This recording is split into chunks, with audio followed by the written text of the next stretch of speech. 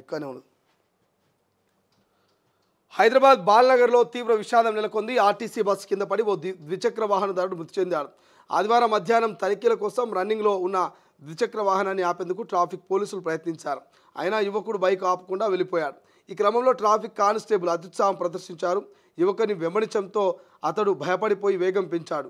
కంగారులో బైక్ అదుపు తప్పడంతో యువకుడు కింద పడ్డాడు. అదే సమయంలో అటువైపుగా వచ్చిన జీడిమెట్ల డిపోకు చెందిన ఆర్టీసీ బస్సు అతని తలపై నుంచి వెళ్లడంతో అక్కడికక్కడే మృతి చెందాడు. ట్రాఫిక్ పోలీసుల నిర్లక్ష్యం కారణంగానే యువకుడు మృతి చెందాడంటూ అటుగా వెళ్తున్న వాహనదారులు ఆందోళనకు దిగారు. దీంతో ప్రమాదానికి కారణమైన ట్రాఫిక్ కానిస్టేబుల్ అక్కడి నుంచి పరారయ్యాడు. ట్రాఫిక్ పోలీసుల నిర్లక్ష్యంతోనే వ్యక్తి ప్రాణాలు కోల్పోయాడంటూ ఆరోపిస్తూ వాహనదారులు బాధిత కుటుంబ సభ్యులు రోడ్డుపైన ఆందోళనకు దిగారు. దీంతో నర్సాపూర్ వెళ్లే రహదారి జీడిమెట్ల నుంచి బాల్నగర్ వరకు వాహనాలు నిలిచిపోయాయి. భారీ ట్రాఫిక్ జామ్ ఏర్పడింది. దీంతో వాగ్వాదానికి దిగిన వారిని చెదరగొట్టేందుకు పోలీసులు లాఠీచార్జ్ చేశారు.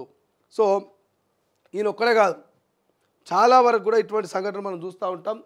సో దయచేసి ఎవరైనా ఒకవేళ మద్యం సేవించినా లేకపోతే హెల్మెట్ లేకపోయినా మీ దగ్గర సరైనటువంటి కాగితాలు లేకపోయినా పోలీసులను చూసి ఫస్ట్ మీరు ఆగే ప్రయత్నం చేయండి.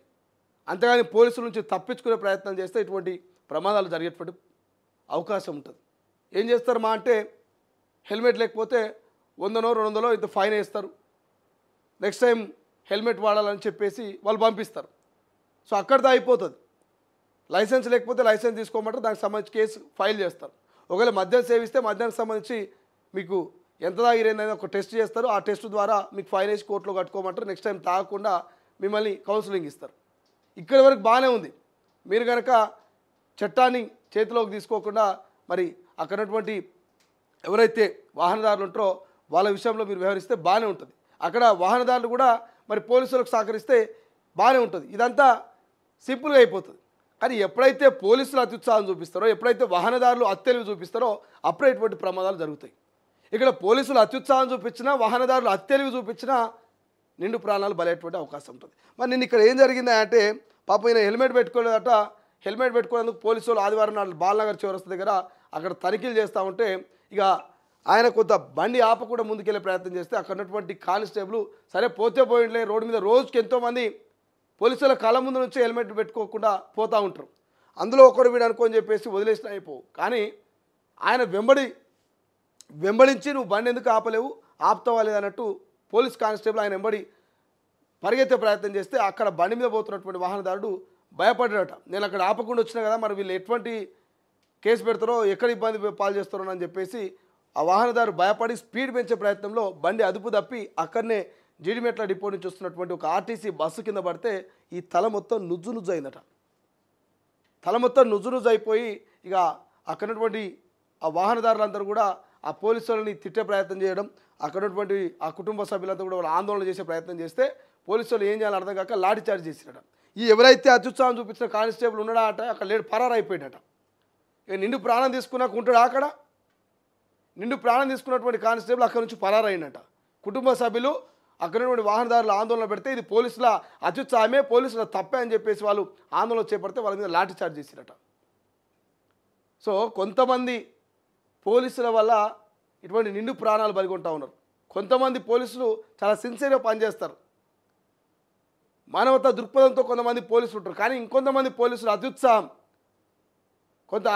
కొంత హై టెంపర్ తోటి బిహేవ్ చేస్తూ ఇటువంటి ప్రాణాలు బలికొంటారు. ఆయన హెల్మెట్ పెట్టుకోకుండా పోతే వచ్చినటువంటి ప్రమాదం ఏముంది? ఏదో టెర్రరిస్ట్ తప్పించుకున్నట్టో లేకపోతే ఇంకోటో ఫీల్ అయిపోయి వెంబడించి పట్టుకుంటారు. ఈ ఉత్సాహము, ఈ యొక్క అత్యుత్సాహము, ఈ యొక్క సిన్సియారిటీ అనేది నిజమైనటువంటి దొంగలు పట్టుకోవడంలో, లేకపోతే అక్కడ టైమింగ్స్ ఫాలో కాకుండా కొన్ని ట్రావెల్ బస్సులు అన్నీ కూడా అమీర్పేట ఆ ఏరియాలో కొన్ని ట్రావెల్ బస్సులు టైం అయిపోయినా కూడా మరి ట్రాఫిక్ ఇబ్బంది కలిగిస్తూ ఉంటాయి. అటువంటి ట్రావెల్ బస్సును పట్టుకొని అక్రమంగా రవాణా చేస్తున్నటువంటి కొన్ని వాహనాలని పట్టుకొని సీజ్ చేయండి.